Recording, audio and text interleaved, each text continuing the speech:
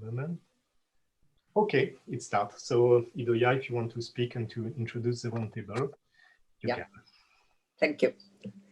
Hello, good morning, bonjour, to our friends from Canada.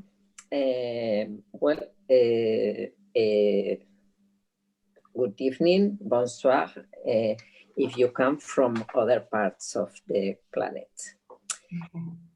Today, we cross again the sea, or I cross again the sea, and I'm again in the continent, in the American continent. I'm very happy for this. Je suis très content d'être une autre fois dans le continent américain.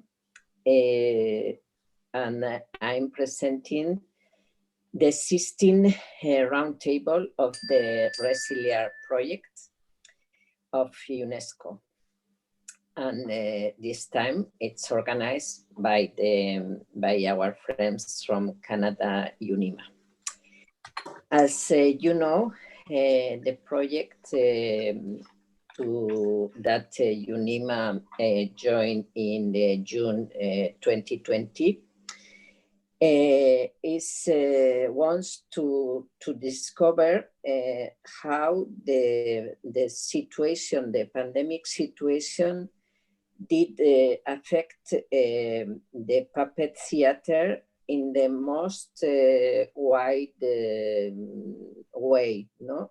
Not only the companies, but also the technicians, the museums, the theaters, the researchers, all the people that works in the puppet theater, and how the different countries, the different governments, the different institutions have reacted to this situation, no? And which are the perspectives that you face or you think you are going to take regarding this situation. Lorsque nous avons commencé cette table ronde, nous nous sommes dit, nous nous sommes bien trompés, malheureusement, et que that at this moment, the situation that UNESCO, because UNESCO decided to start this project, was at this moment should be just a nightmare, that all this situation would be over. But it is at this moment we are maybe, I think maybe worse than when we started the project, or at least UNIMA started the project, because in June last year, we were much better than we are nowadays. So we are really in a very bad situation. Up to this moment, we have organized 15 roundtables, 6 transnational one, 9 nationals, and this will be the 10th national roundtable. Before we end these roundtables, we had the intention of organize some thematic ones, but I think we have more national ones, so we will not have the time to organize any thematic one, which is very good, because we have seen that the national centers have a lot of interest in this ResiliArt roundtable, which is very good for UNIMA and also for the project. Once we finish these roundtables, we will do a final report, and this will be sent to UNESCO. We have already sent 2 reports to UNESCO. And also the final report will be presented to the UNIMA Congress. And now we are in this position to confirm that we will not be able to organize a presential Congress, which is for us is very sad to announce this, because it is, at least for me, it is very important the personal contact that we have in all the congresses of UNIMA and the councils, but well, unfortunately, this time the Congress will be online. But well, this is like this. But on the other hand, the opportunity that the online Congress will be to many people, that is will be the first time that they will be able to attend the Congress, because for many people, it is not possible to make long trips or to leave their jobs or so. On this hand, the opportunity that will open for many people to attend the UNIMA Congress, it is good also. So, well, always this kind of things has the positive side. So we will keep this positive side of the online Congress. And well, we have to say that the interest of the ResiliArt project has bring to the UNESCO to organize a ResiliArt roundtable together with UNESCO. That will be the last one on the 20th of March. And it is very, very nice, because will be the day before of the 21st of March, the International Puppetry Day. So it will be a very important day for us. And also, well, it is very interesting. So I'm not going to speak much more, because what is interesting of this ResiliArt roundtable is what you have to say, not what I'm saying. And but before giving the word to my dear Sabrina Baran, which will be the moderator of this roundtable, and which is a very important collaborator of International UNIMA. Thank you, Sabrina, for all your help. That always she is ready to help us. I want to thank Sabrina, to thank all of you for your participation in this roundtable. But I also want to thank Clement Perez-Jaco for his great job she's doing coordinating this project together with Manuel Castan. And before ending my participation, I always end my participation with some words that Andrea Souley, the words that Andrea Souley used to present the project at UNESCO on April 2020. And she said, in this unstable and uncertain time, we have to focus on the things that unite us, on the things that show the world in all its richness, and for that we need artists. And I always add to these words that we need the art of puppets.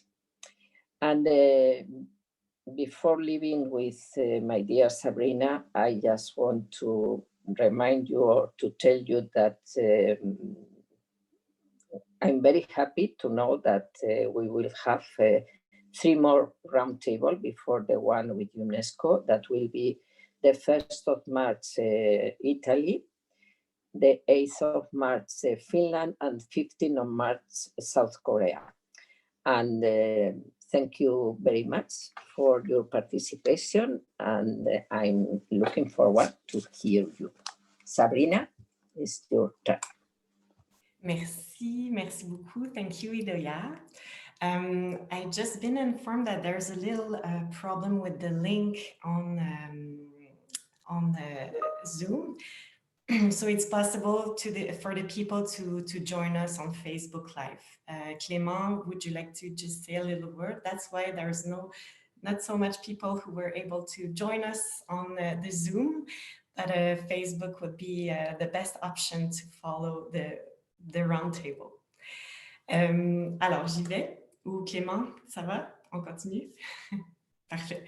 Donc, bonjour à tous. Hi, everyone. En tant que présidente d'UNIMA Canada, je suis très heureuse d'animer cette table ronde.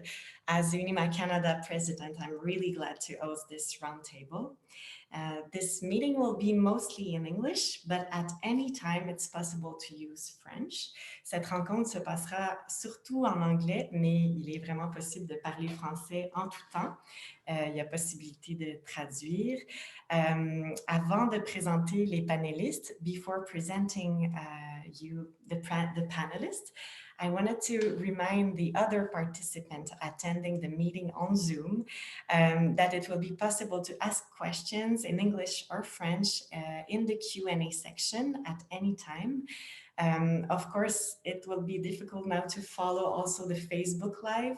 I hope we will have the time to find out what's going on with the link to join us on Zoom and to be able to ask questions. We will take time at the end of the meeting to answer all the questions if possible. Donc, je le répète en français, je voulais rappeler aux participants qui se joignent à nous sur Zoom qu'il est possible de poser des questions en français ou en anglais via la section Q&A, donc questions et réponses qui dans les icônes plus bas là, de votre écran. Nous prendrons le temps d'y répondre à la fin de la rencontre si c'est possible. Comme j'expliquais aussi en ce moment, il y a un petit problème avec le lien Zoom pour se connecter, donc c'est plus facile de suivre la situation sur le Facebook Live. Donc voilà, je suis très fière que nous ayons avec nous aujourd'hui des panélistes en provenance de toutes les sections d'UNIMA Canada. Une chose est certaine, c'est que cette pandémie nous aura fait faire un saut obligé vers les technologies comme Zoom, ce qui nous permet d'échanger plus que jamais finalement avec les membres de notre vaste pays, d'un océan à l'autre, et bien sûr nos collègues du monde entier. So I'm very proud that we have with us today panelists from all the different sections of UNIMA Canada.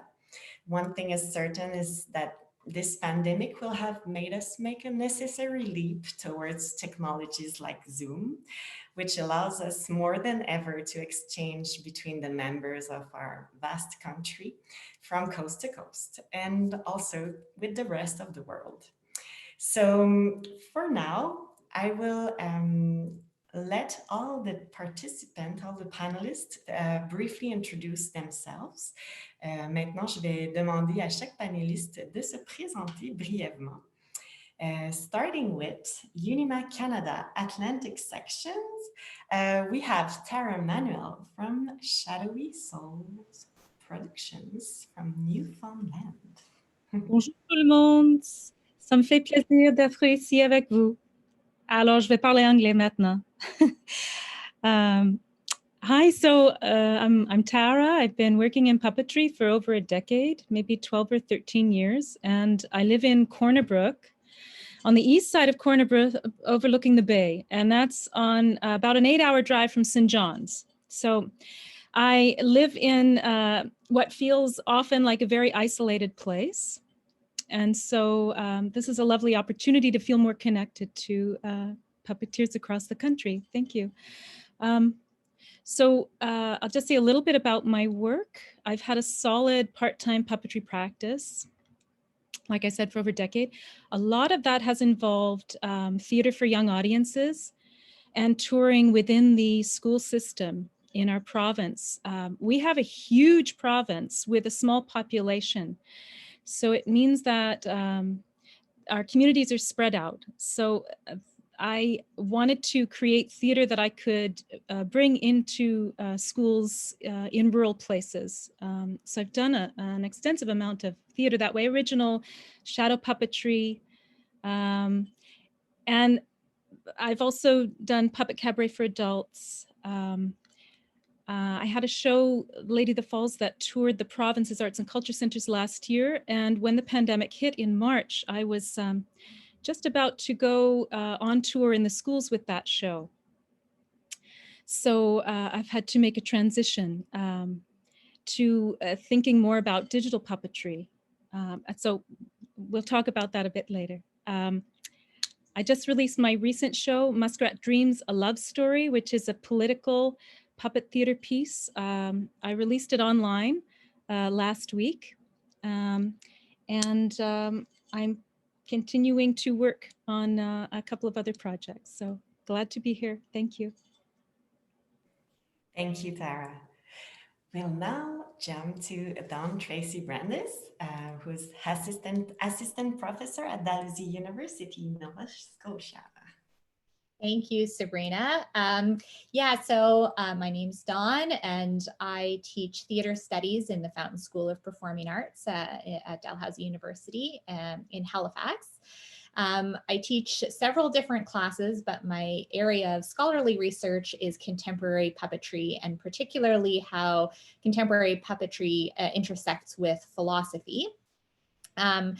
And my unit has been kind enough to allow me to devise this crazy class where I ask students to read some theoretical material about puppetry, or that I think connects in some interesting ways with puppet practice, and then bring that theoretical material to bear on small puppet performances that they create for the end of the term.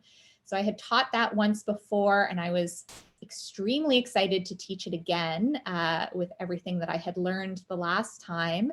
And then I discovered that I would be teaching it fully online, since Dalhousie has moved all of its classes completely online.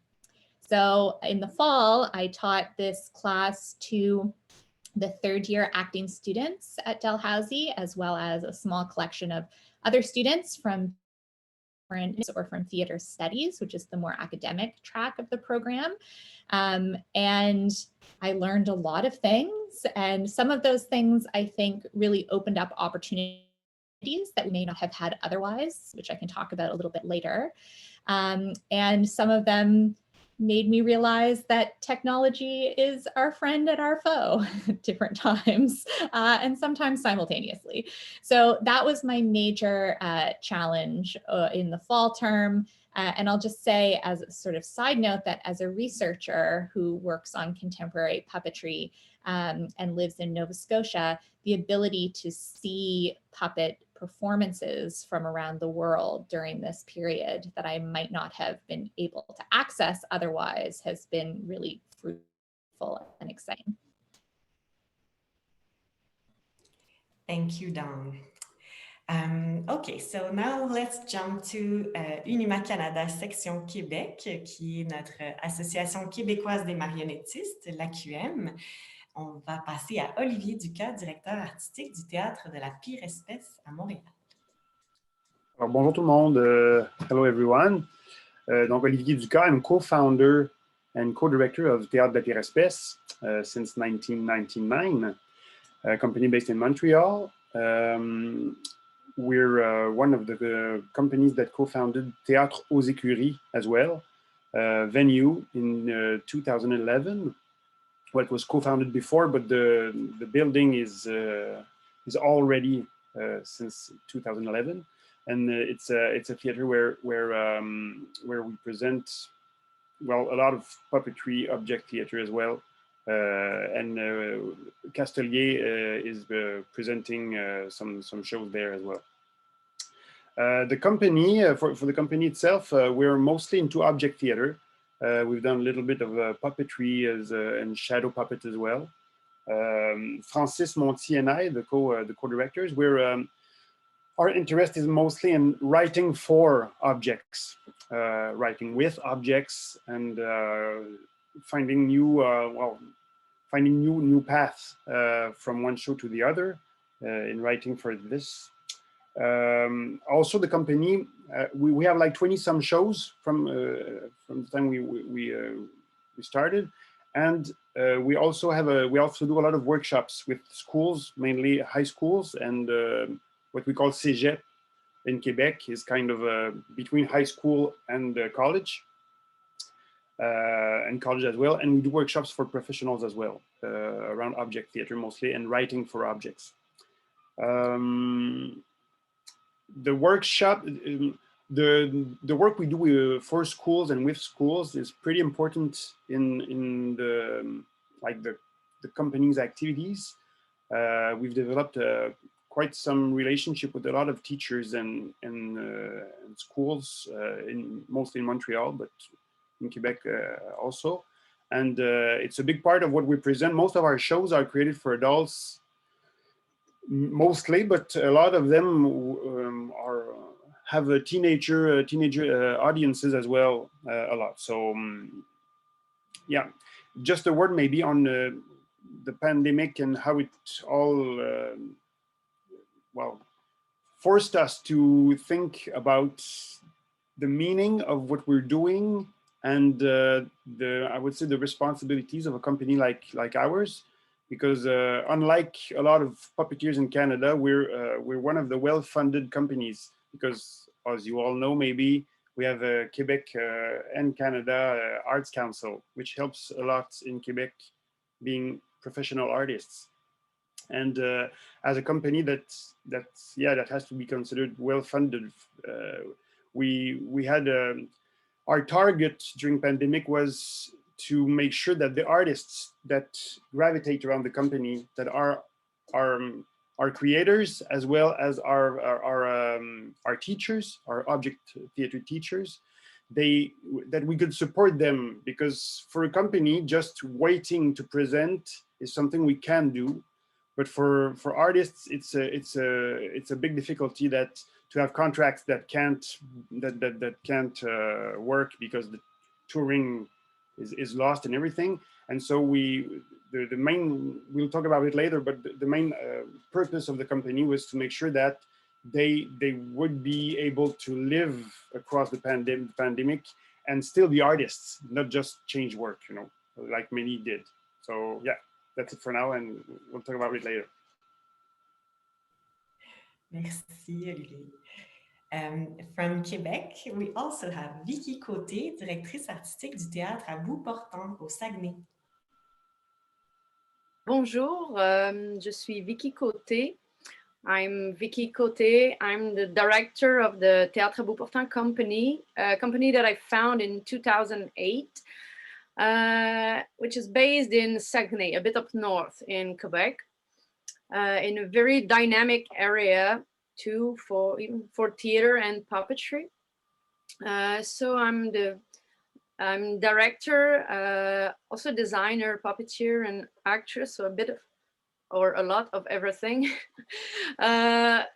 So I work on theater that mix languages, uniting visual and physical theater, a non-text based theater with puppetry, object manipulation with shadows, choreography, and poetry. So the challenge is always to, in the same show, to find different ways to talk about a subject, a theme, and all this can bring to different perspectives and emotional zones. So to find different ways to, you know, talk about and try. I work a lot with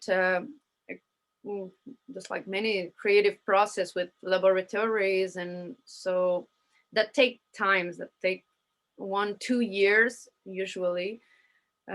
So when the pandemic hit, so it's kind of all the process are changed. Some shows are for venues, sometimes in situ, mostly long, but I did some short. So playing with all kind of formats that can be presented. So yeah, the pandemic just arrived as, so we were about to do the final rehearsal session and then took place. So all this had to be kind of a hold on everybody, but we had to discover how we can change shows and prepare other. So we're gonna talk about this, but yeah, so that's it. Merci, Vicky. That's very nice to see that all of you wants to talk about it later, because we have a lot of talk about, a lot to talk about. Let's jump now to our representative from the UNIMA Canada's Ontario section, Dr. Annie Katsura Rollins from Toronto. Hi, everyone. So happy to be here with you all. My name is Annie, and I'm originally from the US and moved to Canada 7 years ago to begin a PhD program at Concordia University in Montreal, actually. And did that research and finished my dissertation on traditional Chinese shadow puppetry and possibilities of preservation, or impossibilities of preservation. And this is sort of a culmination of 15 years as a puppet artist and a designer. I'm also an educator, and research for me was a way to answer so many questions that I had about puppetry and its ability to build community and be a communicator across many boundaries. So I moved to Toronto 3 years ago, and I bring as much puppetry, all the things that I've learned and gathered throughout the years here. So I'm an educator. I actually teach at the University of Connecticut online, which has the only puppet arts program in the United States. So have been teaching online puppetry higher education courses for a few years. So that was a easier transition to the pandemic that way. But now also teach at Centennial College here, and co-founded Concrete Cabaret with 4 other really incredible artists here in Toronto, which is Ontario and Toronto's only puppet slam that's ongoing right now. And it's been 3 years of building this sort of experimental puppetry arts community, and we were very happily funded for a festival this year. So we're growing and building the experimental puppetry and performing objects scene here, although it's very healthy as well. we didn't make it. We're just trying to be a part of it. And I'm also a freelance artist, working with a couple of artists here and also in the States, and now online. So bringing a lot of perspectives, academic, both as a creative organization and also as a freelance artist, to the conversation today, and really looking forward to talking about everything with everyone. Thanks. Thank you, Annie. Okay, so now let's jump to the West section from Vancouver, British Columbia. We have Chloe Ziner, the co-artistic director of Mind of a Snail Puppet Company. Hi, I guess I'm representing everyone west of Winnipeg even. I'm so happy to be here. Yeah, I'm Chloe. I'm co-artistic director of Mind of a Snail Puppet Company. I'm a director, I'm a dramaturg, I'm a clown, I'm a puppeteer, a technician, just like a lot of puppeteers, like got our hands in a lot of different streams. We specialize in, I guess we're calling it kind of projection puppetry nowadays. You could say shadow puppetry, but we started out by kind of specializing in overhead projector, layered, colorful, multi-layered, using our bodies type of theater, where we're also characters and have a presence with the audience, like clowns. But lately we've been delving into video. Live video especially. We're really interested in like things that feel tangible, present, showing process at the same time as like magical and drawing you in. So yeah, like original music is a big part of our work, and we're mainly actually self-funded in our own productions. It's hard to write grants, and we always think, oh, we should be writing more grants, but then we just end up making a show. So a big part of our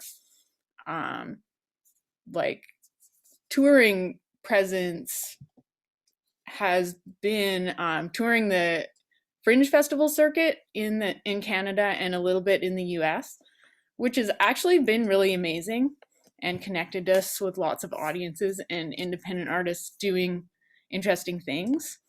And we also hire ourselves out as like consultants, because what we do is like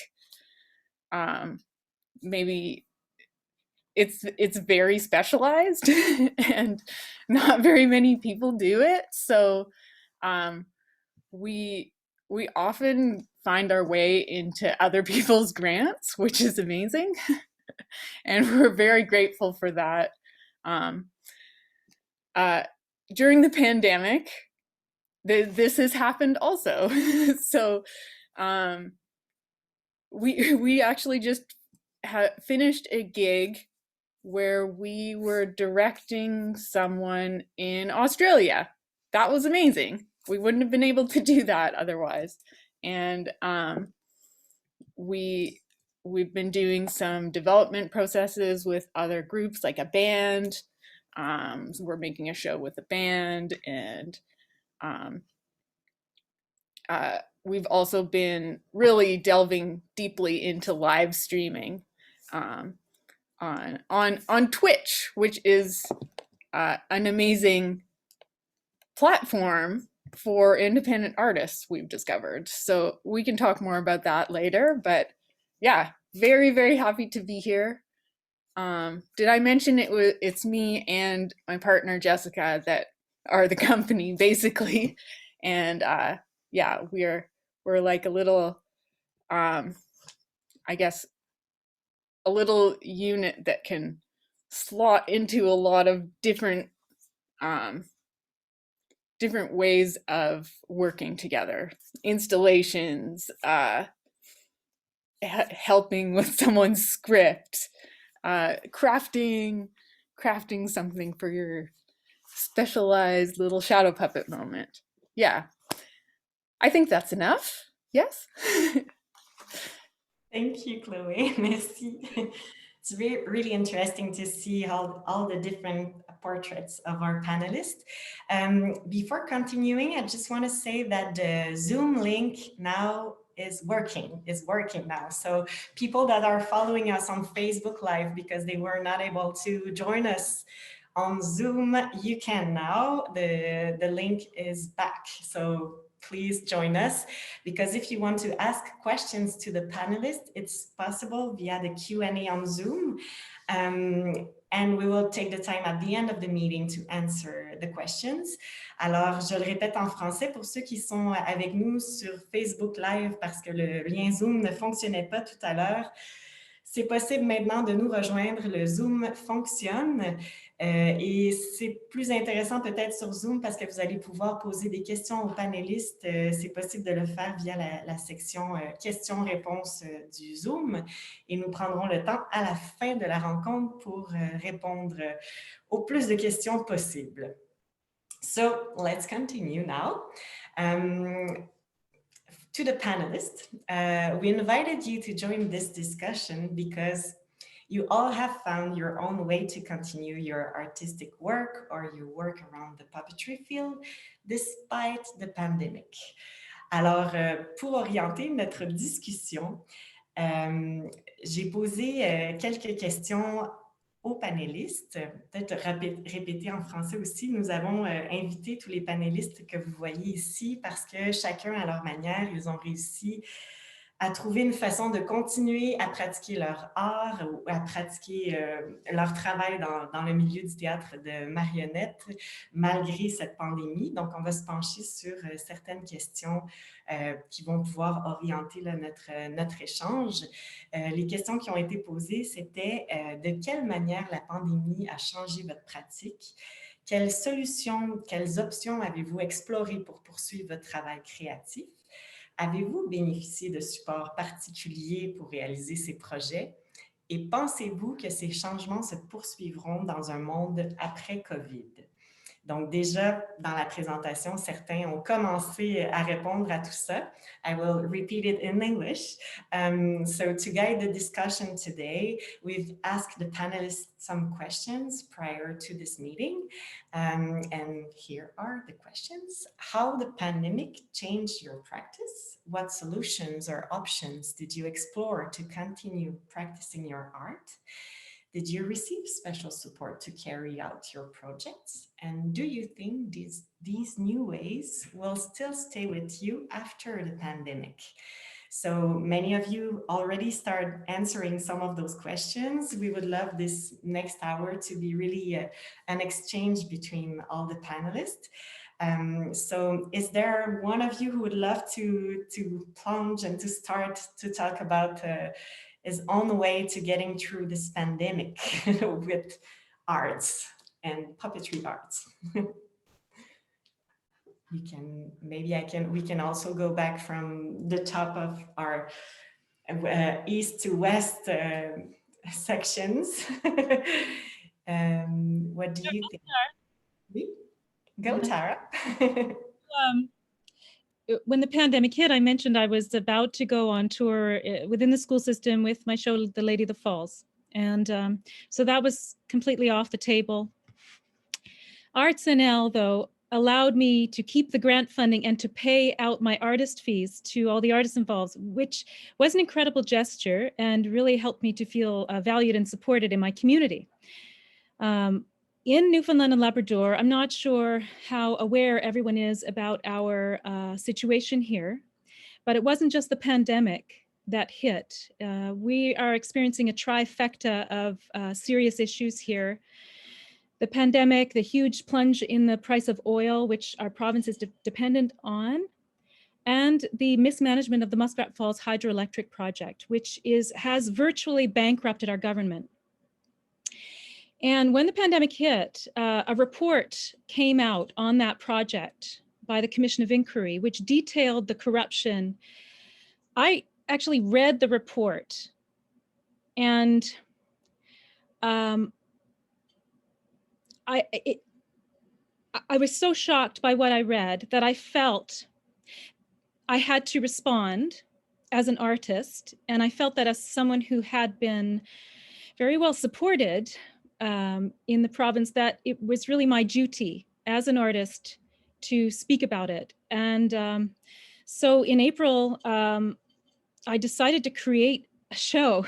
Also, I'm alarmed at how tuned out everybody is about our political situation. So I thought puppetry would be a great way to A, speak truth to power, and B, to engage people who are not interested in knowing what's going on in the world, and allow me to inform them through that. So I put out a call to my community to help me create some little legend puppets. So some of them are, and I got a bunch back. I ended up making a whole ton of stuff. But what happened then is that I felt that it caused me to question my role as an artist in my community and what my purpose is and how I could serve my community through puppetry. And so I've been thinking a lot about that. And the piece I just released, it's really for adults or high school students, but it takes something that's very, very complex, like that Commission of Inquiry report, and explains it, puts it in layman's terms. And I do use puppetry a lot in the show. And so, like I said, I put it out 1 week ago. I've had an extraordinary response from, it's really amazing because I live in this small community. When I tour, it's like I perform for audiences of children, school children, and very few adults. And so it's been amazing to be able to create that work, to share it, and then to get a response back from Newfoundlanders and Labradorians from across the province and the country.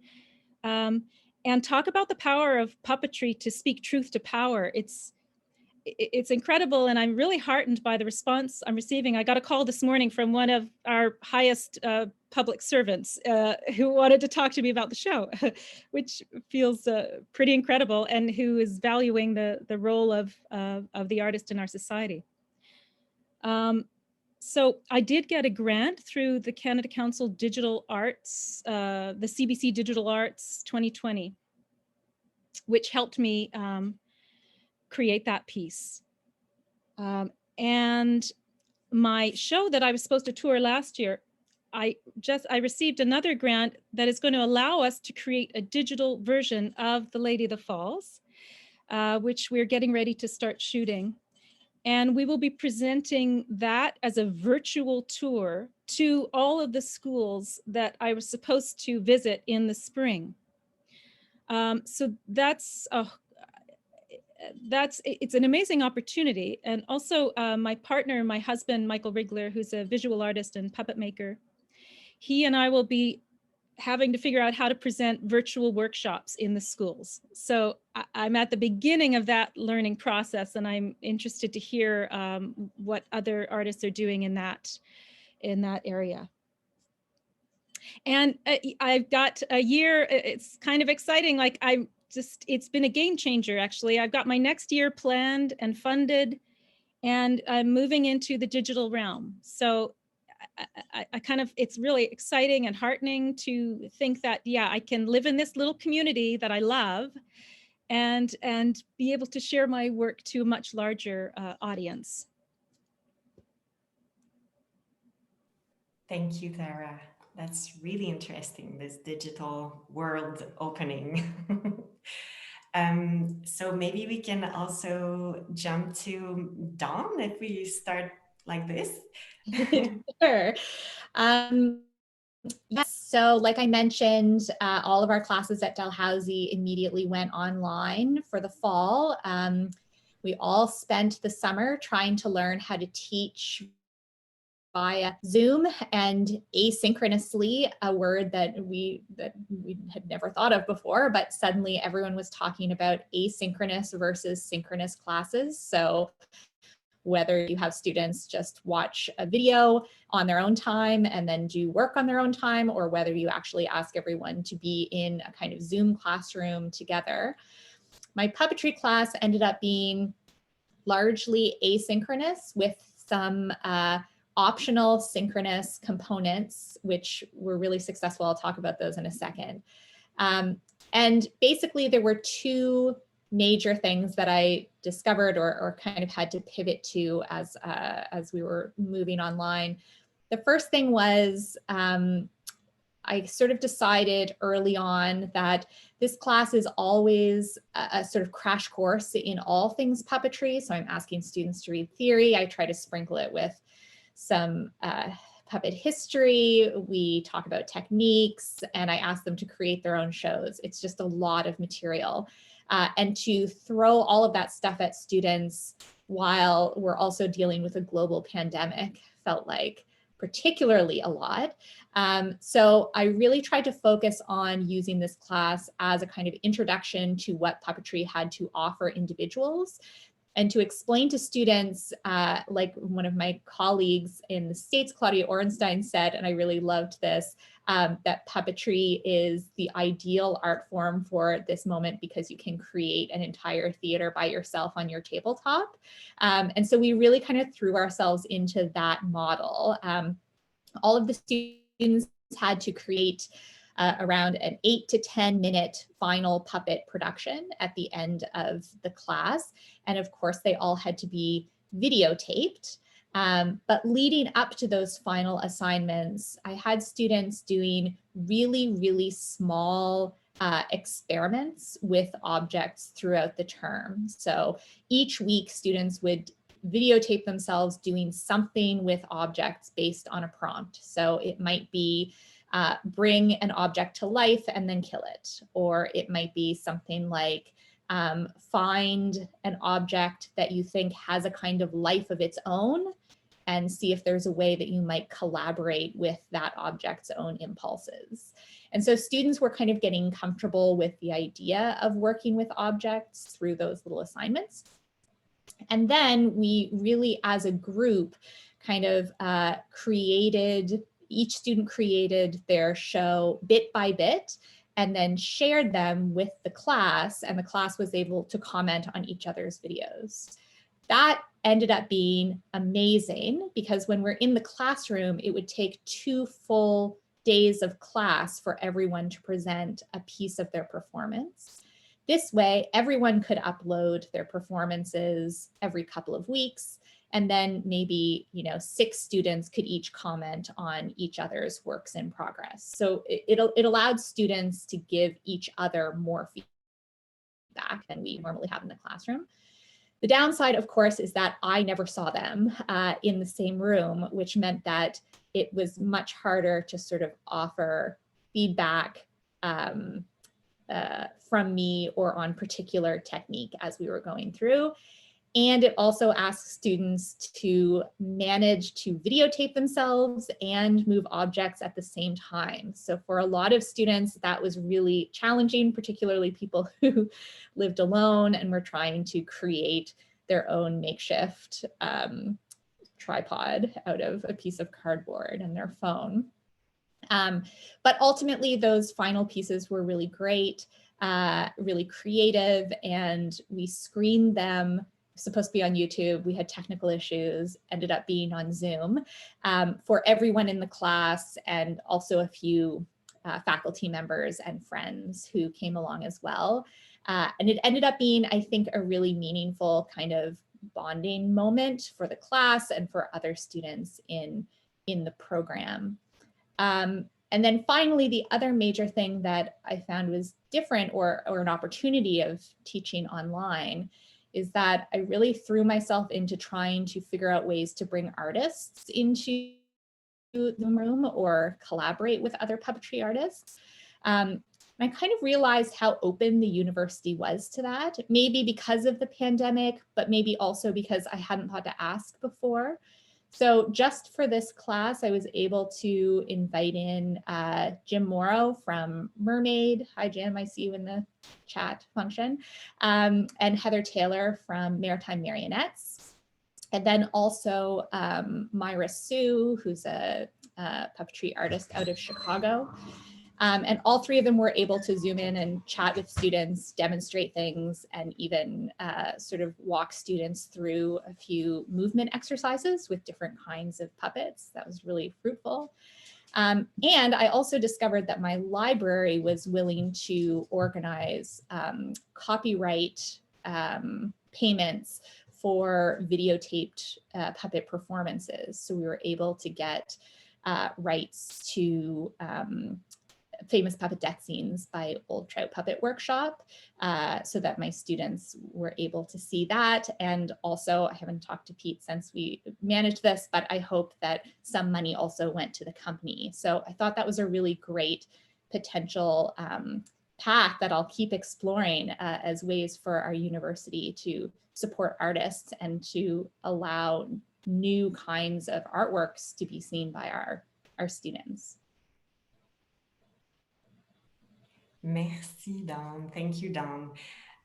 Just a little reminder before we'll continue, because I saw some people asking some questions. Alors, juste pour remettre un peu les choses en perspective, 2 points importants. Si vous avez des questions à poser à nos panélistes, c'est possible de vraiment le faire via la section questions-réponses du Zoom. Donc, ceux qui sont sur Facebook Live peuvent venir aussi nous rejoindre sur la plateforme Zoom. Le lien est fonctionnel, me dit-on.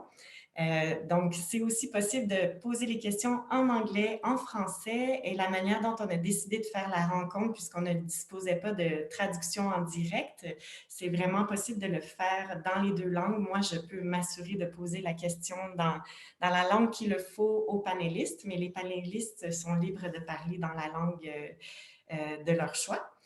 So just to remind you, people on the Facebook Live can come now on the Zoom platform because the link now is working. You can also ask your question in the Q&A. We will take the time to answer them At the end of the meeting, we will do the meeting in French, in English. There is no possibility for now to have a direct translation, but I'm really open to translate the questions to the panelists because they're free to speak the language they wanted. So that's how we work for now. Merci de votre compréhension. So we will now jump maybe to the Québec section. Alors nous allons nous rendre peut-être chez nos panélistes du Québec, de notre Association québécoise des marionnettistes. Est-ce que, Olivier, tu avais envie de nous partager un peu comment vous avez fait pour passer là, à travers ces longs mois difficiles et poursuivre votre création? Mais oui. So for us, right from the start, it felt pretty artificial to just try to bring our work to video, because we're, if you know our work, we're really into an immediate relation with the audience, and so video couldn't give us that possibility, and it's the audience is very active in the way they have to do their own how do you say that, their own editing, let's say, on our shows, and so it couldn't replace. So right from the start, we said let's take some time to just create. We're gonna have maybe 6 months, maybe more, and now it's more, to just give this proposition to our collaborators to just create new stuff for whenever. We always work on 3 or 4 shows at a time. So there were some that had already started their processes, their creative processes, and then we had new ideas that we wanted to try. So from let's say September to December, we worked on 9 different projects. We were always working with all, you know, the need for with masks and distance and everything in the theater. It was very strict, and so we could work on a lot of stuff, which is pretty nice, because in some ways we don't take that time. We're always into presenting shows in the near future, and then because we didn't have to, we took time to write more and create, let's say, more than ever, which is quite a lot. What we did is bring some workshops to video. We did one for NAC on object theater, like object theater for beginners, let's say. It was pretty fun to do. We weren't sure at the beginning that it could work, but it worked pretty well. A lot of people could see it from all around Canada, which is quite fun because we can't do that normally. And then there's one thing we do with schools, and maybe it can be interesting for Tara. It's for some time we were doing workshops for the students for object theater, but we didn't like to do just 1 hour with a group. We couldn't do anything with 1 hour, you know. So we said, let's do only workshops with 3 hours. But some schools, they want to have like just one thing happening and everything. So we said, okay, let's take one of our shows that a lot of teachers like to show if they can. It's called Ubu on the Table. It's like puppeteering with objects, let's say.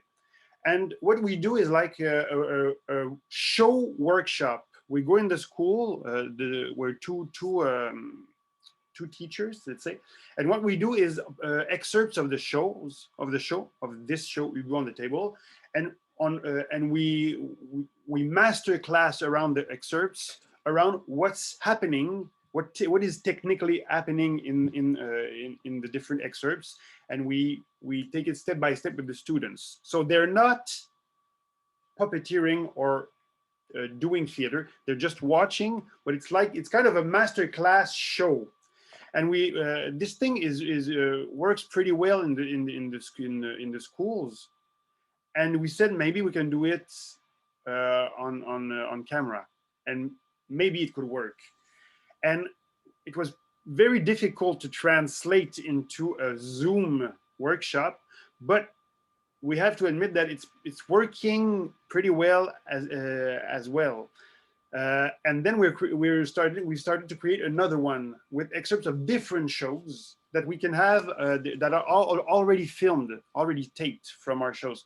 And so what is pretty cool with that is people, they can see like a good live capture of a show, and then around that we're in relation with the students and bringing them back on what's happening, because they see the show like this. Oh, that's nice. And then, okay, how do we do it?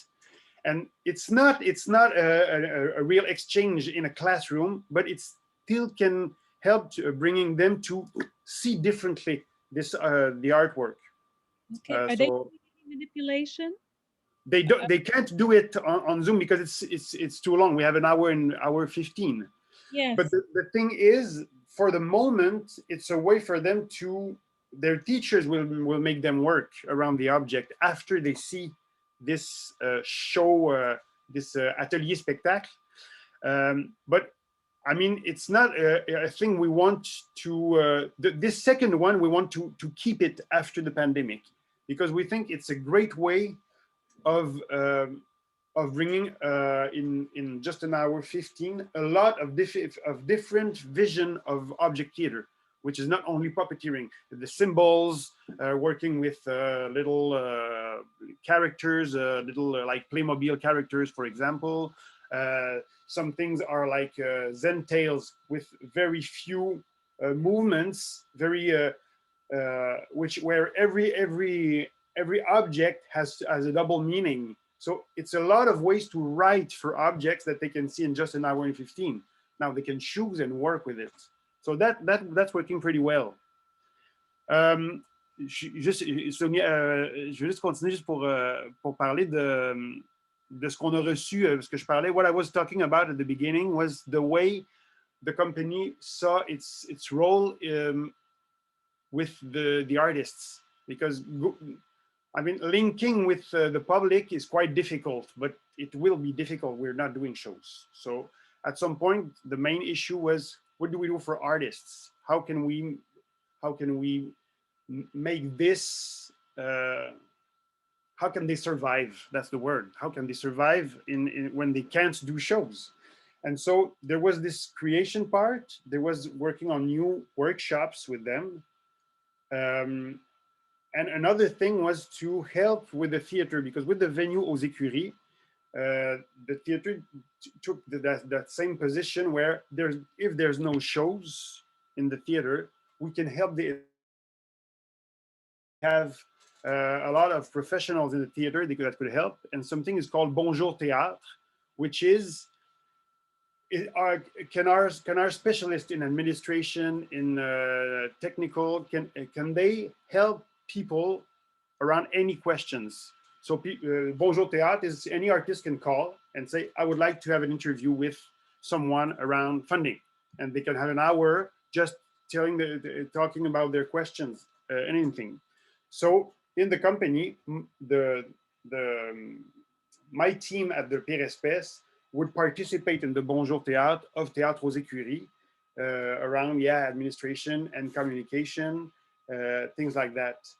We did some we did some what we're doing now in the theater with all the community, how do you say that, the responsible of communications of the other theaters in Montreal.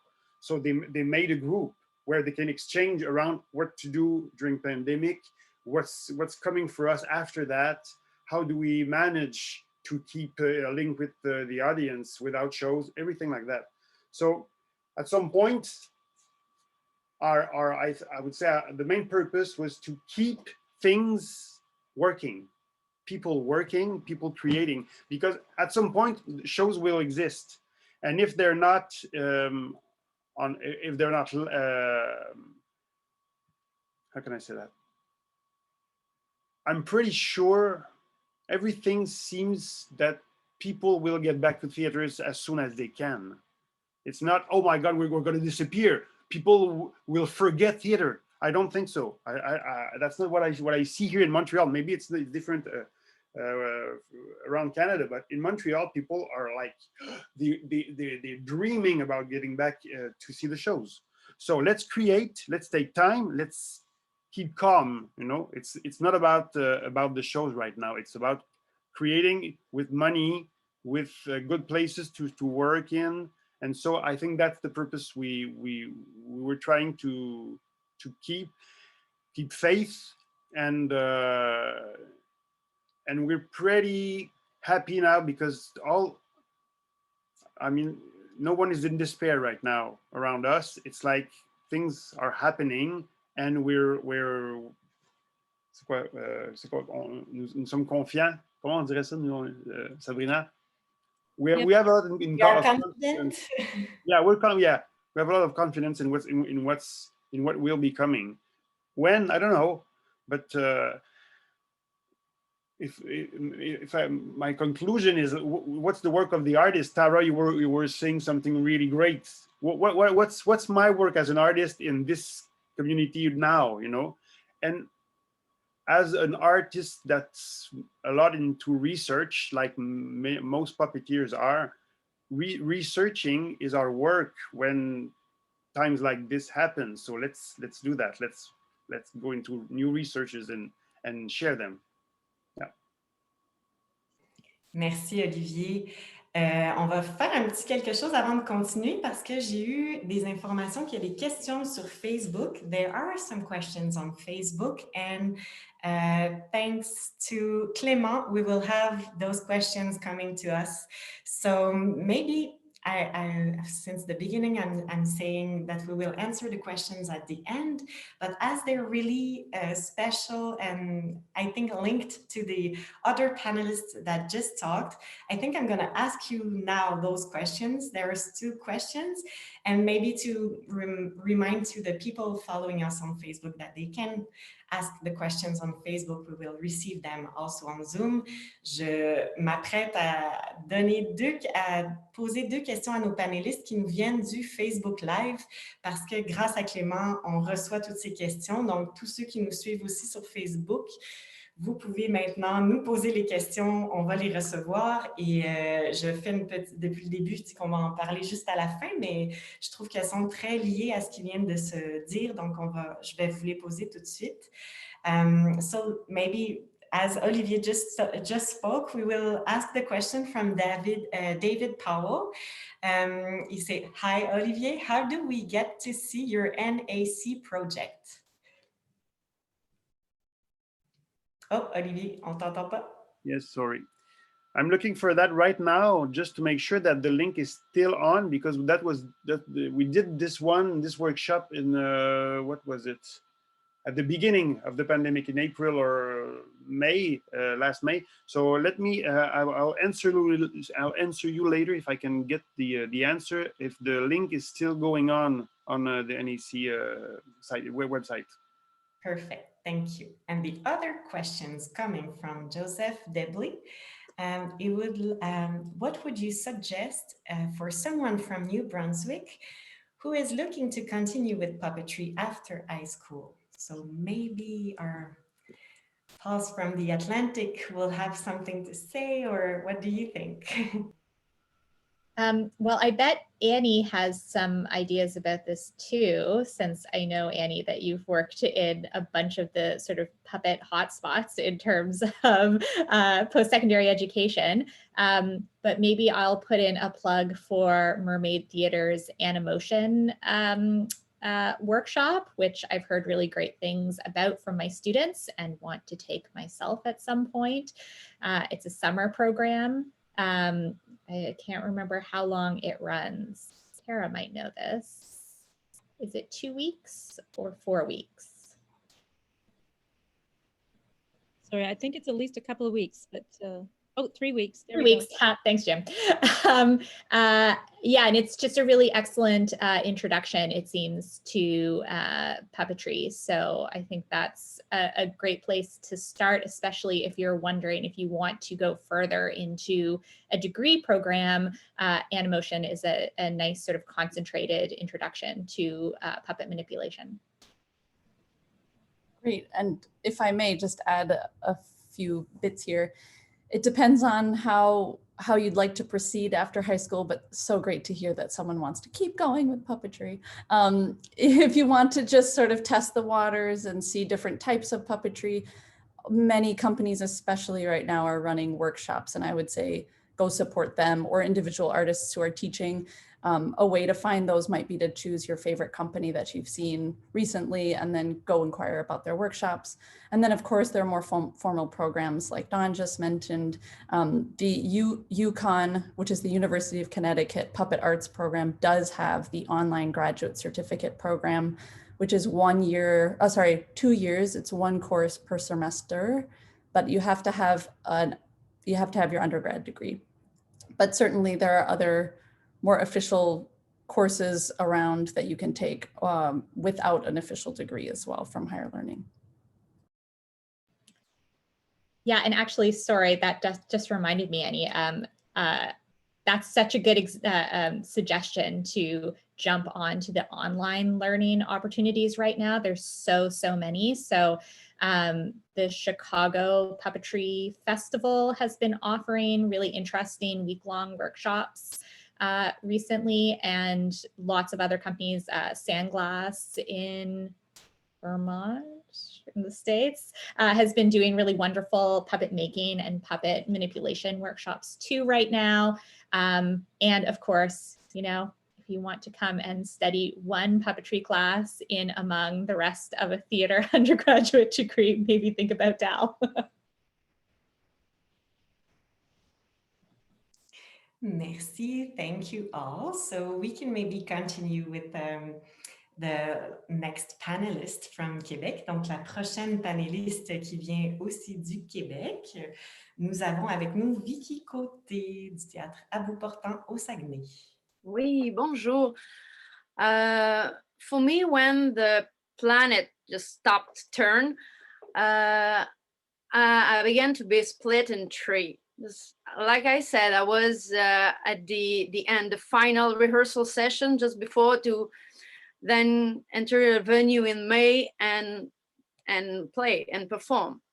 So, okay, it was just to think, okay, push the whole button and say, okay, what can I do when you don't know? And then decide to postpone to then to October or November, and then just, okay, it's gonna be in 22, just because with 5 actors on stage and with many things in action, just thinking about the sanitary distance with 2 meters on stage, so it was impossible. And I just mind myself to, okay, it's gonna be like wine and wait for 2 years, and then it's gonna be probably better, because with the 2 years wait and then a new eye on it, so and the subject will still be actual. So okay, so this about this big show will wait, and then okay, what can I do with what I have, the shows that I have that I could play? How can we adapt things? Because yes, like a lot of people, we put online a show integral, just one show that I cannot play it, perform it anymore because it burned, so I don't have it. So okay, let's share it, but with the other one. So I decided to in July, as it was allowed to have 50 persons outside. So okay, how can we play with mask or glasses or things? And we did the challenge to play with a face shield visor. But I have to tell that the characters, the puppeteer, are paramedics. So we're dressed like paramedics. The play is behind an ambulance, that we have an ambulance. So to have a face shield visor, so it's okay, and let's try to do it. But we had to think about also how to manage with the distance in the public. So we had to have to add someone else to be sure, okay, everything's okay about the public. So, and put benches at 1.5 meters for, but we did, and the public was so happy, but so happy to have finally a show. And it was the challenge also to do a performance without publicity, to not have too many people, but at least a little bit for us to have fun. And it was an kind of anti-publicity, strange, but we could feel that the public, the audience is so happy that they miss shows. And for us it was okay, we did it well too. Okay, even with the visor, and yeah, and if it's much more difficult to to manage with all the sanitary rules, it's still something that the relation artist public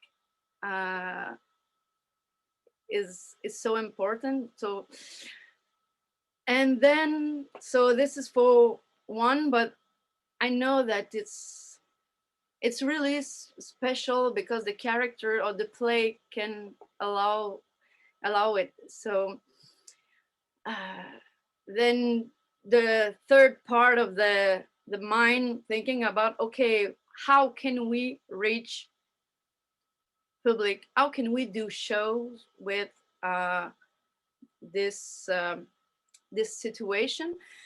So I was involved in the organization of a theatrical experience that we did with other theater companies and independent artists for a theatrical experience of short forms presented to few people. So 4x4 or 7x7 every 10 minutes. So we were able to keep distance between the public. We were able to perform solo shows. So it was 10 solo short forms of 3 minutes with really an organization of sanitary rules, really well done. And it had to be in places. So we did an arrangement with 3 venues in the city to present it in different places for 3 evenings in every place, in every venue. So it was a time to rethink the relation we have with the public, to try really intimate contact, which I think it was great for every artist that participated, because it's something that it's pretty rare that we have this chance, because it's not with the, it's not rentable. It's not, you cannot bring money with four person, but when you just have this option in the sanitary context. So we had a grant to do this, and saying, yeah, it's gonna be, it's not, we do it not for money, we do it to continue to create, and for the public to continue to see live shows. And this was an amazing experience that we are still looking, because the situation is still like this. So we try to see if we can repeat the experience this year. We'll see if we have grant. But so this was a good thing that was try with this organization. And also I participated as a puppeteer to another same kind of show with which was for Halloween, and we were all small stations of 1 minute in which every bubble could could walk through. And so, yeah, it's maybe the way of thinking that we have to this time, okay, few actors, few public, but still a lot of imagination to pass through with this these 2 years. And for sure, we had to slow down the hurry up to create more shows and shows. Some part of the work take a lot of time to create a show, years and years. And in Quebec, there's a kind of hurry up to, okay, every year or 2 per year. And as the only thing that you can do is create, I had to think, okay, maybe I can start this solo one-woman show, and at the same time think about, okay, write another one, which is not that bad at the end, to slow down the process, slow down the rush. And yeah, well, I think that's it. I could talk about this short form experience, because it was brilliant, and it could be something that I like to share it, because I think it would be worth to do it everywhere where you are, because it involves a lot of creators, artists, and allow the public to see theater shows, puppet. And Merci Vicky. Ta présentation a quand même fait réagir aussi. On a sur Facebook, il y a Tamara Romanchuk qui a quand même souligné, c'est pas tout à fait une question, mais je tenais quand même à le dire parce que pour elle, on the Facebook Live, there's Tamara who had a little comment that I think it could be nice to share. She was talking about your anti-publicity that you were talking before. That is an interesting point, and she thinks that many of us experience this right now with this strange time and odd balance of no publicity. Yeah, it's anti-natural, because we want to share with the public, and as you're not allowed to have a lot of public, it's yeah, really strange feeling. Merci. Now I see that we have someone who just joined us, Peter Balkwill from the West section. I think we'll maybe continue our panorama of Canada, and you could introduce yourself and talk and answer a little the questions I've asked you before. Thank you for joining us. He was our second panelist from the West section, so you will be able to meet him in a few seconds. But before that, I would love to jump to Annie Rollins, so you can also share your experience in those times now. Thank you so much, and happy to listen to what everyone else has been doing to get through this time. Resilience is really it. I want to say, just because I know that the UNIMA ResiliArt panels are global, and hopefully we have people watching from outside of Canada, that the Canadian government has been, I would say, generous and robust in their support of individuals and of organizations as much as possible, and certainly in relation to many other countries. So just to state that outright, which is why maybe the conversation sounds different here than it does in other parts of the world. And certainly in Ontario, as someone who works with a lot of freelance puppet artists and emerging puppet artists and the fringe puppet artists, which are already fringe of the fringe artists, this support has been crucial in letting us not worry so much about the baseline, and also then be able to do some art, which is great. there's so many things I want to share, but I'm going to try to limit them. One is, so from a teaching perspective, just to sort of talk about a recent experience I had teaching actually online in Montreal with Castelier and with elderly folks in Montreal, and working bilingually through Zoom with an art practice was one of, and I've been teaching online for a few years now, but this was a particular challenge. One, because the elderly, of course, as we know, is a high-risk group, and contact is dangerous and worrisome, but also that they're highly isolated, and it's more of a time for connection than ever. So we had this project that was going to be done in person, of course, before the pandemic, and we thought we would close it down, but then brave Louise Lepointe said, well, can we keep doing this? And we said, let's try it online. And we found a few things that really helped it go smoothly and beautifully. And one was to create and ship them or deliver them an art kit, of course, of all of the pieces and necessary elements they might need to create.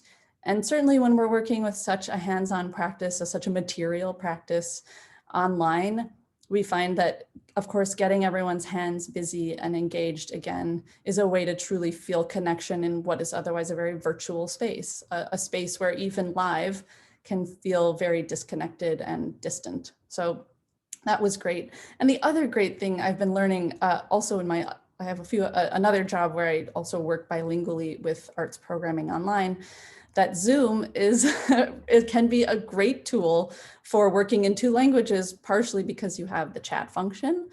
So while one language is being spoken, someone else can be translating for the second language in the chat. Also that there's a record of what happened. Someone can be taking notes, so people who are working in a second language can refer back to what has been said or a schedule. And then that there is also a simultaneous translation function on Zoom that we've been using, where if you have two languages, it basically helps you choose which language you want to hear, either the translation or the original language. So you can work really smoothly in two languages, and you can switch back and forth depending on what the content is. So that was great. And of course, what is necessary in Zoom, as in real life, to make a successful workshop is a lot of support teams. So you have artist leads, but then you also have translators still on Zoom, and you have administrators who are hosting the Zoom and other people taking care of participants. And of course, between online sessions, we found that outreach and someone who's sort of a dedicated help person is greatly crucial. So, and that these people do active check-ins with people who are participants. That's been really helpful and very successful.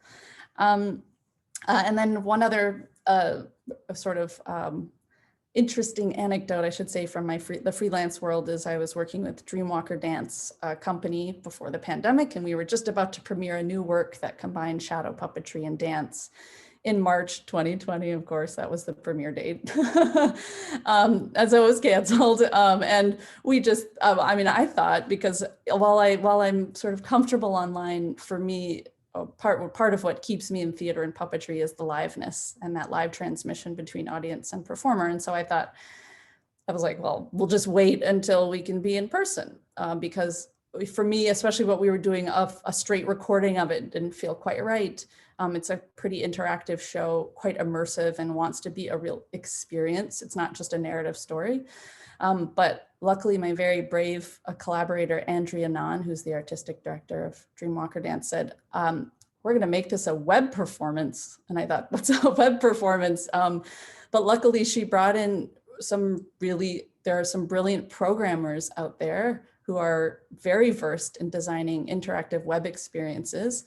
And this interactive website is going to premiere on the 12th of February, and I just got a preview. We've been working for a year now, shooting small pieces and audio and sound and visuals and drawings, and trying to make I would say not an adaptation. I think that's the danger, is to say like, this is the show adapted for the online space, but actually to make, inspired by this live show, a web performance with similar content.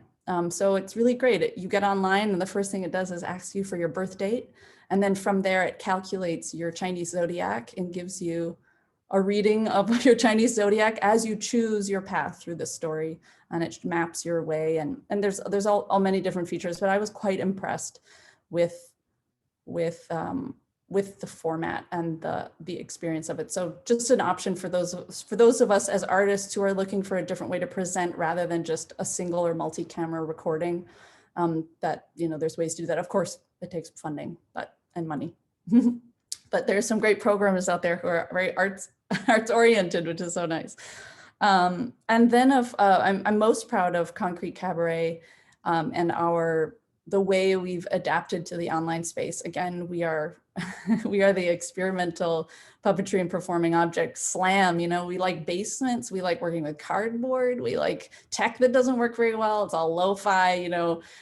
We serve food when we get together. It's like, this felt really impossible to put into an online space. And of course we did some direct translations and just put it online, but we asked ourselves, I think around the summer, we were like, wait a minute, instead of just a one-to-one sort of presentation of what we've been working on, is there a way to actually collaborate online?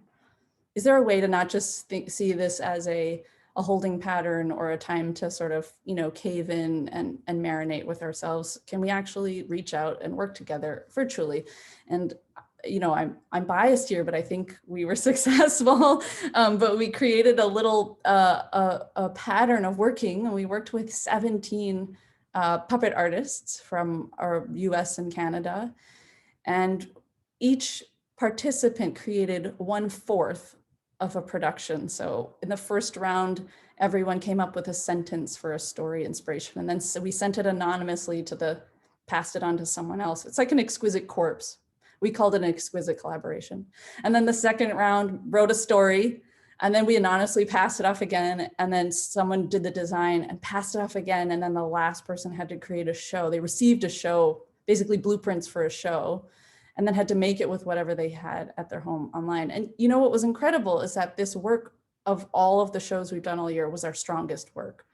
And we did feedback with all of the artists. And, you know, part of that was, you know, just the regular pressure we all feel as artists. They were like, it was so great to have an idea and pass it off to someone else.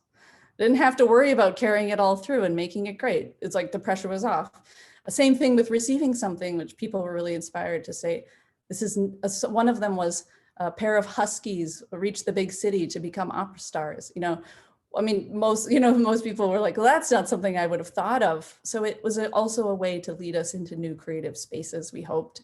And again, you know, keep passing it off. And hopefully also we did meet new people and actually worked with them, which was really nice. And so just a prompt for all of us. I'm sure we're all doing this in our way, but how to keep creating even distantly with all of our amazing puppeteers, you know, all over the country and the world. And then we also created a puppet cart and did outdoor distant shows in August and September for Concrete Cabaret. We were nervous about it at first. So actually we didn't advertise, we just sort of guerrilla styled. I don't know if I should say that. We just guerrilla styled, just, you know, went to some parks and had a 6-foot cardboard ruler to make sure everyone was sitting apart, and did a short show. And this felt, of course, so much like what we had been craving, and it felt like from the audience, it's what they had been craving as well. So I think we're really focusing on those warm months and what we might be able to do to bring us all together, apart, but together with puppetry in our neighborhood. So in some ways we're reaching out further than ever virtually. You know, globally we can work with people and share with people across the world, but I also feel like it's a really good time to be hyper local and say, like, where can I get to on my bike? Which is close because I don't bike so well with that cart on the back. So it's within a mile or so from my house. So those are the things that we've done to be resilient. And of course, with a lot of support from the government, which is great. And because I'm representing Ontario, I reached out to a few other companies and wanted to just sort of give a report here as a you know, a sort of witness and archive of the Canadian experience here. Puppet Mongers, which is, of course, I think probably everybody has heard of Puppet Mongers, a well-respected and long-standing company in Ontario, and how they've been getting on, because they really had a full roster of performances usually, and they run a Toronto puppetry school, and they have a yearly sort of conference and exhibition called Fresh Ideas. And they also wanted to mention, of course, that they were able to hold on to their studio because of rental subsidies from the government, and also receiving some of that income support because, of course, everything was canceled at the start of the pandemic. So that includes their workshops, their performances, and really everything else. But of course, like all of us, been very resilient through this pandemic, and they've been creating instructional videos online for free. So actually, to anyone who post high school wants to learn more, you can go check out Puppet Mongers instructional videos for free. And they're exploring, again, new ways to make high quality documentations of their work, which I think all of us are also thinking of how to do. And then have been working on new projects and new applications to think of new ways to kind of continue through this next year. And we've been happy to write a grant with them as Concrete Cabaret to see how we might be able to support Ontario and its puppeteers a bit better, and maybe make an online digital tools area and other things to help. But we don't know about that grant yet. And yeah, I think they found the challenge just like all of us, which is, after decades and decades of working in front of people face to face, that transition is really depending on your length of experience. Sometimes the transition is even more abrupt and sort of difficult, but they've been doing awesome. And we're everyone in Ontario, we give a little ResiliArt applause too. Thanks. Merci, Annie. Thank you. We have two little questions from the audience for you. First, was there any documentation of that seniors project of yours? You know what, there's a little, I'll try to find the link and I'll post it on the website, but it's through Castelier. I can't remember the title we chose. It's something like Shadow Art at Any Age. That's the name of the workshop, but I don't remember what we titled the video, but I'll try to post that on Facebook Live as soon as I'm done here, as well as the Exquisite Collaborations, David, which I see you wrote, and they're absolutely still available. We have concretecabaret.com has all of our past performances, and most of the videos that were online and available are linked there as well. Thanks, everyone. So yeah, there was also the question about exquisite collaborations. If we still, is it still viewable? So I think it's where you said perfect. And Louise just told us that the translation for this great project of yours is Padage pour la marionnette. So we will now jump to the west section, maybe starting with Chloe Ziner from Mind of a Snail, and we'll keep Peter for the end. Thank you. Hi, Peter. So the pandemic, yeah, this happened to all of us, right? That 1 week in March where everything got canceled. We had probably our biggest year with the most airplane flights planned. We had I think a 5 or 6 city fringe festival tour, which is pretty intense, like 2 weeks each. We had been accepted to a shadow puppet festival in Brazil. We applied for some festivals in Europe, and we're like, and maybe Japan, and all within a week. So this kind of for me, two feelings, just relief, because we actually had to be also building a new show at the same time. And I was like, oh, I don't know if we have enough time. And we always do this to ourselves. So much going on. So this feeling of actually being able to rest for a moment. And then also this anxiety, even a week in, oh, we're not we're not keeping up with the latest technology and live streaming. Just this feeling like everyone's going to be ready before us. But it turns out that things just sort of shape themselves to almost be as active. We're almost as active now as we were last year at this time. We're just doing it from home because we actually got really interested in live streaming. The reason that we decided to focus on this is because we're artists and we're trained as clowns, and we really rely a lot on that reciprocal feeling during performance and like being with an audience. And for me, the most exciting things that I saw happening artistically and in technology were actually through live streaming, not necessarily Zoom shows even, but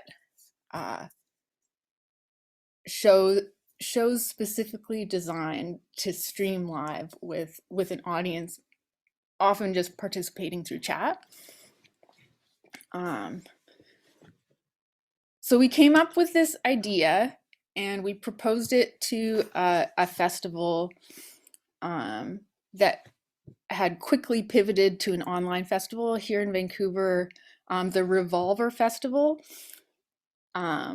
Canceled all their live presentations. It was supposed to happen in May of 2020, and then they changed it to June and made it online, and they called it Evolver Festival. And we applied and got accepted, so we got a little bit of money support to design our live streaming setup. We had just gotten a projector to tour with, like a nice big short throw projector. So we designed this setup with 2 laptops. One of them is kind of like a backstage laptop where we're running Zoom. So we can bring guests in through that and project them using our new projector. And then the streaming laptop, which would be here. And we learned all about a bunch of programs, OBS, and we did a show called A Light Touch, where we have like camera angles that we're switching live and projecting a special guest with shadow puppetry on their face, and they can monitor and see what's happening on screen, and we can stand next to them. We can like do high fives. We can give them a hug, like virtually through our like projection puppetry skills, and like really give the feeling of liveness to an audience. We had like sound cues of applause queued up that we could just hit a button and it would happen. So just all these things to create the illusion of being in a space together. And it was a really good experiment. And we did it, I think, at 4 or 5 different festivals that had pivoted online, including the festival in Brazil, which was amazing. Happened in October. We had 2 special guests who are artists in Brazil, puppetry artists, who came in and were volunteered their faces to us, and we took them on a little journey, a shadow puppet journey, where we could put one of them had their face in the sun and was looking at us on the earth, stuff like that. And it was so much fun. And with a big dance party with and invite the live stream audience into the Zoom and put the grid up on there with us, and we can dance together with them and everyone can see and sort of feel that togetherness. So yeah, so creating this show led us to a bunch more different things. getting opportunities to do parts of this kind of setup that feels live, because we actually kind of are in the room together in a weird way. We did like a solstice dance for a local festival where people had made lanterns, and we highlighted them on our screen and played music and danced with them. And then recently, just this fall, we started live streaming on Twitch, which we do every Sunday. I'll just post the link. You should follow us. It's been very, very amazing. So we've expanded it past just bringing a special guest's face in. Twitch is amazing because there's a whole bunch of tools for interactiveness and monetization. So it's, in some ways, it's like Patreon. People can subscribe and they get like special things, like you make emotes that they can use all over Twitch. There's also like a little arts community. It's mostly gamers, like streaming games, which is its own form of puppetry, right? So it's kind of like, it's kind of interesting in this way. It's also gamified in favor of the I guess you call them performers or streamers. People can exchange points to create triggers that happen on stream. So we got so into the technology. We have like smart plugs and smart bulbs that get triggered if someone does something in the chat. They can summon an entity, and it's different every time. We create like a tangible little thing with a light bright that turns on. People can also trigger sounds from the chat by typing a word. So we're here doing this improvised performance with people, and you can hear them laughing because they're typing ha ha ha ha ha, and that triggers actual sound trigger of laughter to play in our space to us. So it's actually people laughing and clapping and gasping or saying ooh ah, and it's so much fun. It really gives a feeling of togetherness. I'm just super enthusiastic about the medium, if you can tell. Just a few amazing things that have happened is there's puppeteers from all over who've been watching and participating. We've had several amazing jams where we've invited someone in the moment to come through our backstage computer, our Zoom computer, projected on the screen, and we had a jam with a fellow in Atlanta and his shadow puppets, and we were interacting, and he could see what we were doing and we could see what he was doing, and it was layered together, and it was so magical. It was like we wouldn't have been doing this, we wouldn't have been able to jam together if it weren't for the pandemic and figuring out this live stream technology. Chloe, that brings us. I saw Olivier ask you also on the Zoom chat, but it's really linked to what you were saying, and it's really amazing to see how dynamic it is and how it's kind of really changing a little your way of creating. Do you think it will stay like this even after the pandemic? Would you keep those new technologies with your art, or you just want to go back to how it was before? That's a good question. Something that I don't miss from the before times is packing up all our stuff and like carrying it in suitcases on airplanes and like driving really far. I do like traveling, but the carrying stuff, like if we can do more international or far away performance using these tools? Yes. And also, I think our newly developed skills in, I think we're kind of calling it live filmmaking in a way, because we actually have 4 or 5 cameras set up, and they're all cameras that we had before, like an old video camera from 2008 actually makes a good camera with HDMI input.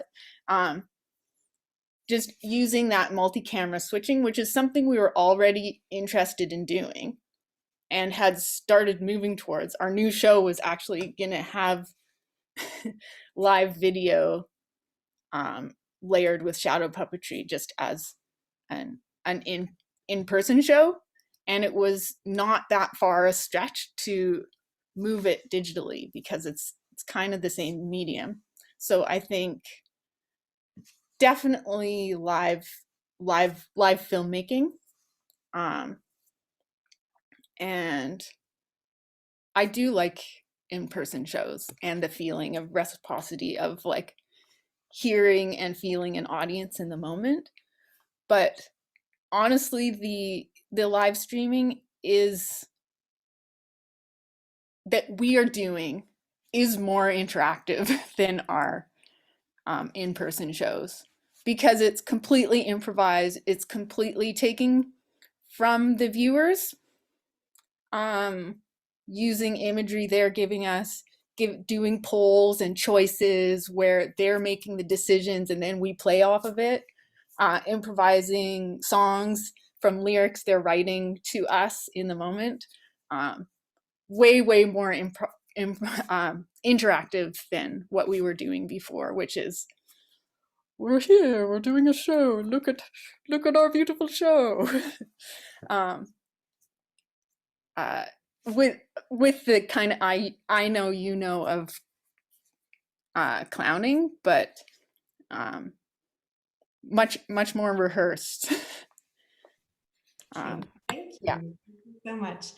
I will maybe jump to Peter that joined us a little later in the conversation. We only have 10 minutes left.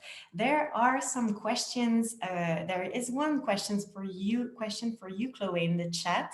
Tamara would love to know, was all your cameras switching using UBS only? So as it's really a focused question, maybe you can answer to Tamara on the chat. And we'll jump for our last 10 minutes or 8 minutes to Peter Balkwill from the west section of UNIMA Canada too, but he's based in Calgary. So it's your turn, Peter.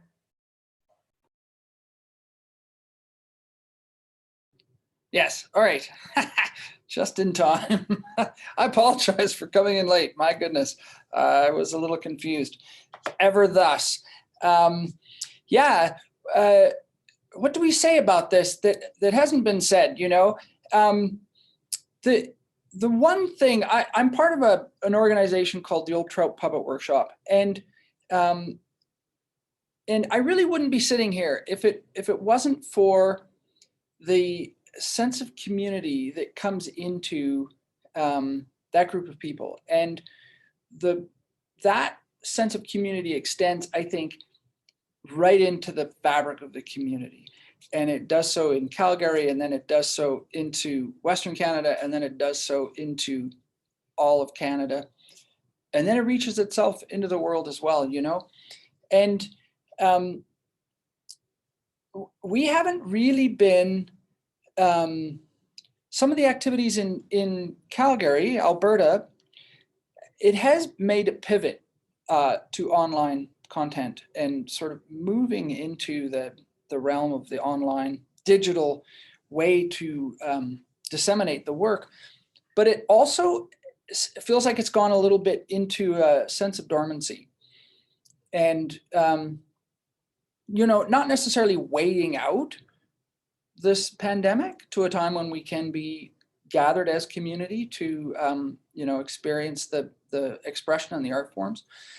It's, but that equation of that vital human energy that is present in the exchange of performance and viewing, we find highly essential, you know. That said, some organizations have been working towards creating online puppet jams, reaching this way. And the irony is that we are more not together than we've ever been, and we are more together than we've ever been.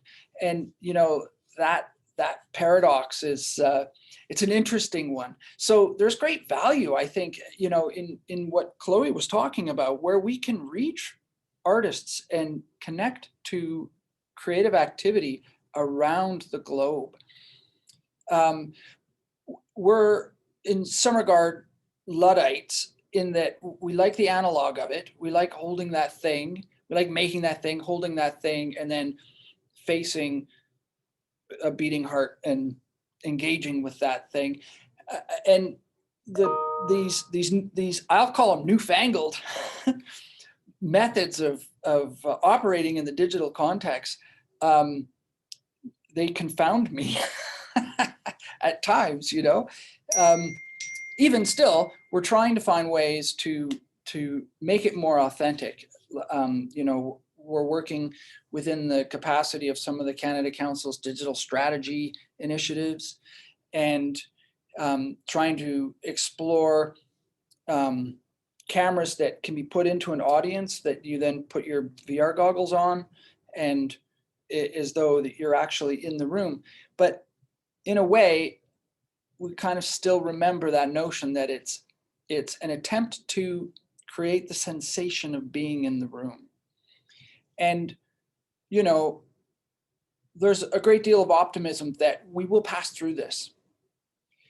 But that being said, once we do, I think one of the great benefits of our current situation, is that we will rediscover our roots to community. Again, going back to that idea of community, and creating work to serve those that make up the world in your immediate surrounding, as opposed to being super hungry to reach into the milieu of international festivals, and to travel the work, and to extend it away from that place that you are now.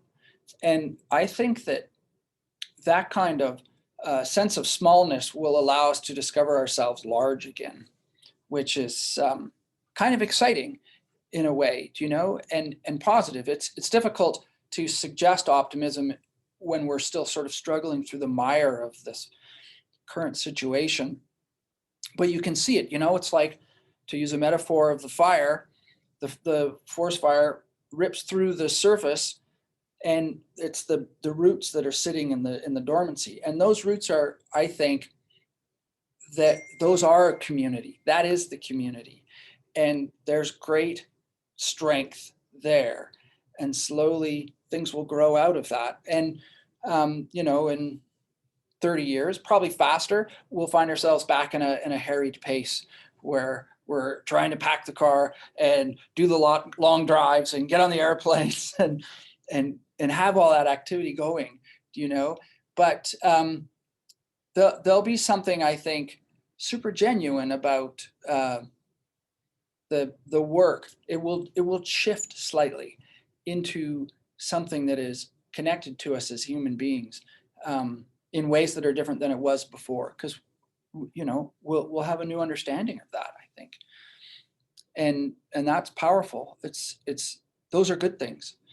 So, you know, we work through it. We make adjustments. We create outdoor events and connect to people in that way. And we work in the digital format, but you know, with the resiliency to move through this, to emerge, and then really wipe the cobwebs off of our sensory and get back face to face, get connected to us as human beings. I think that, and that being said, I think it stops us in particular from investing wholeheartedly in the digital format. because we will get through this, and we don't want to completely eradicate our understanding of the purpose, which is to be together as human beings and to connect that way, I think. Thank you, Peter. I think that's such a great end of this great meeting, connecting as human beings. I love that. Merci à tous d'avoir été là pour cette rencontre ResiliArt de UNIMA Canada.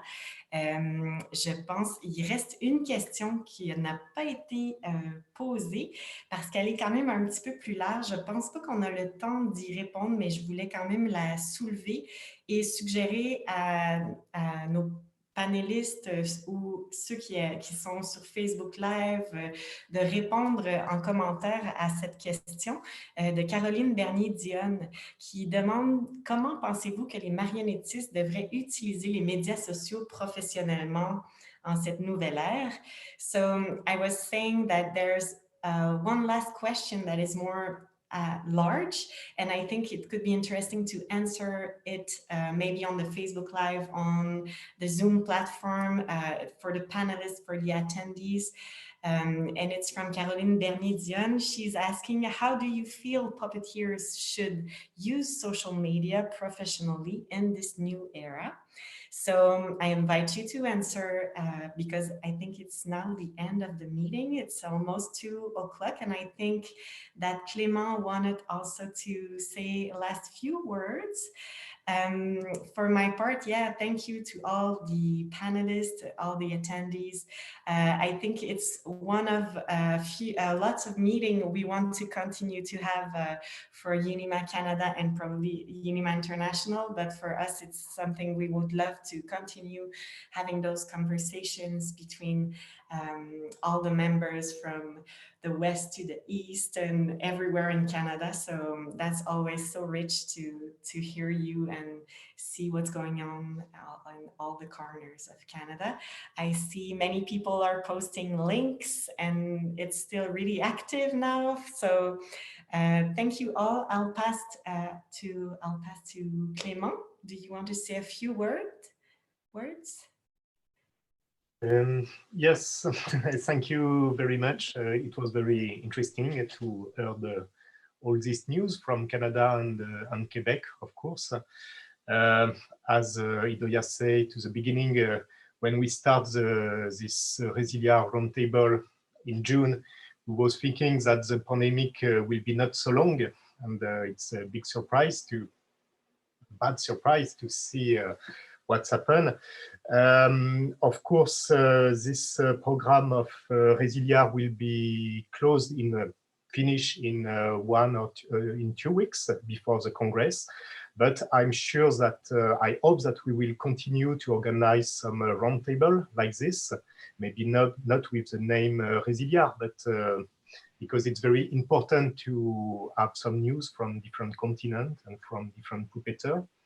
Of course, the question that you asked, that was asking by,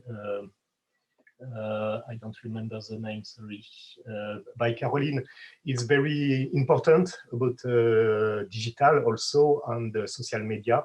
And because we find we had this question during different ResiliArt roundtable with different point of view. And maybe there is a challenge for the future to be on social media or on digital, but we don't know what to do exactly on that. But it's a very important question, of course. And what else? So I want to speak about the next roundtable. It will be on next month. We will have a big program next month. The 1st of March will be Italy. And we for the first time, we will use the multi-channel function, and it will be in Italian and in English also. So it will be a technical challenge, but we will use it. The 8th of March will be Finland. The 15th, it's South Korea. And the 20th of March will be a special one with the help of UNESCO. Maybe Doya, you want to speak about this one? To say something, it will be so one day before the World Puppetry Day, and it will be the conclusion of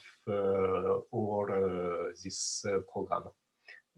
Yes, it will be a bit special because it will be about the heritage and the contemporaneity, and well, it will be divided in two parts, and the second part will be about all this part of digital learning and all this you have been discussing now. So I think it will be very, very interesting. We will have as panelists, we will have, I think, important people from our organization, from UNIMA. We'll have Nancy Staub, which is from United States, and she has been a very important person on the heritage field. And we'll have our president, Daddy Podunji. We'll have Fabrizio Montecchi. I'm very sorry, but always remember the African man, always forgot his name. Clement, can you help me with the name? I'm very sorry, but always forgot the name of the man from Africa. Yes, one moment. I don't know why I cannot remember. Gilbert, is Gilbert something? Yes, it is Gilbert, of course. Just at this moment, we are contacting all of us one by one, but I think they are all confirmed, just to know. Well, and it will be moderated by Margareta Sorenson, which is from Sweden. She's the president, well, she's from UNIMA, of course, but beside this, she's the president of the International Association of Theatrical Critics. So she's a very important person in the field of the theater and the critics. And we'll have also a young woman from Russia. And from UNESCO, we still don't know the person that will be in the panel. Do I forgot someone? No, I don't think so, no? Clement? I don't think so too. And so this roundtable was a technical problem at the beginning. We apologize for this. I just want to say that UNIMA is clear with his Zoom subscription. Yeah, there is no problem. And the problem was beyond our control. So I hope that we... Sorry, Clement, I want to say something else that probably you already know, but if you don't know, that this year the message of the World Puppetry Day is written by the General Director of UNESCO, which is a great honor for us. So we will have the roundtable with UNESCO, and the following day, the message that is written by Andrea Souley, which is a very great honor for UNIMA to have the message written by her. So, sorry, Clement. Okay, it's for me, it's okay. I have nothing to say more. So thank you for everybody. So you will have also the possibility to see all the roundtable on the UNIMA webpage and also on YouTube.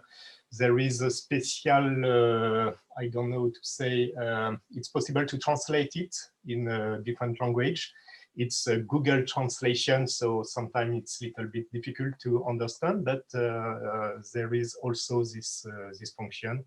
And we hope to continue this program, and we need to have some volunteer for the translation, etc., to be more efficient. Yes, it is the way. Thank you for everybody, and see you soon. Bye bye. Merci, merci tout le monde. Au revoir. Au revoir. Bonne journée, bonne nuit. Merci. Au revoir. Bye, thank you.